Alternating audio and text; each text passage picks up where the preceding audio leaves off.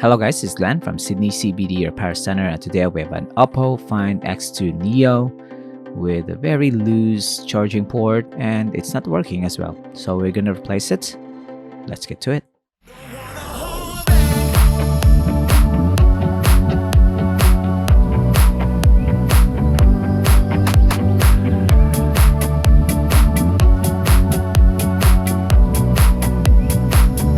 So we attempted to attach our known working charger into the Type-C port, and it's really loose, not making any contact with the main board, so it's not registering as charging. And this Oppo doesn't have wireless charging, so it's stuck with the Type-C port, which is not cooperating with us. So it's urgent that this one gets fixed because A, it's slow to charge. You need to wiggle your way around the charger, and that's not gonna be convenient for daily use. And B, it's really hard to trust a faulty charging port. It's gonna cause some catastrophe. Worst case scenario, you burn down the smartphone and whatever's around it. So faulty charging port can damage the battery, internal components, another factor to consider because it's not really making good contact, so it might over deliver some voltages, over volt some components, and best case scenario, it's not going to charge. This is not charging, so no harm was done to the internal components. It's still on, so this is the replacement charging port. This is a Type-C female port with a flat cable on top of it, so it's a simple module that we need to install. And to get to that faulty charging port, we need to remove some screws over the main board.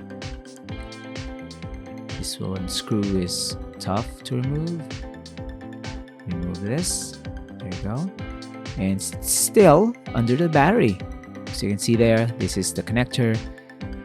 So whenever you attach your charger, it delivers the power through the main board. The main board manages everything, so the battery gets charged.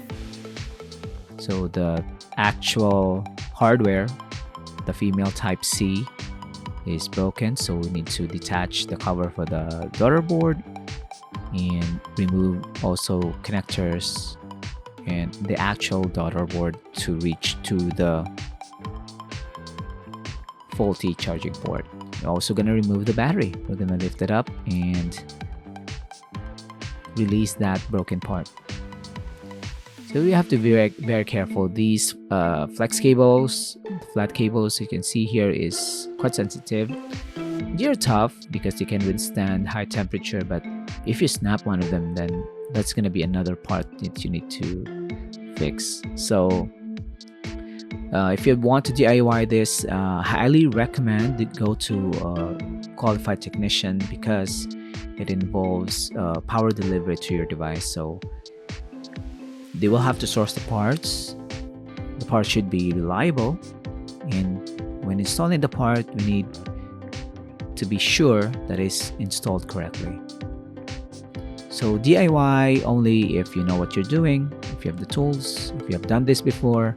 David has done this a million times, to be honest. He's doing this day in, day out for many years now, so it's quite easy to follow along while he's doing it. But if you're gonna attempt this, then you might get frustrated and you might even order the wrong part. So yeah, with a proper repair technician, no problems whatsoever with sourcing the parts, installation, warranty, whatever you need, it's going to be done for you. However, if you want to learn, you can definitely give it a try. The Oppo Find X2 Neo is quite an attainable device, not your iPhone 15 levels, so it's quite a good phone to start tinkering with. We're gonna reverse the process, install the battery, cover it up, use the flex cable, and put back all the daughter board that we have removed. They're just dangling there. Have to flatten it up, the flex cable for the charging port. Looks good, looks good.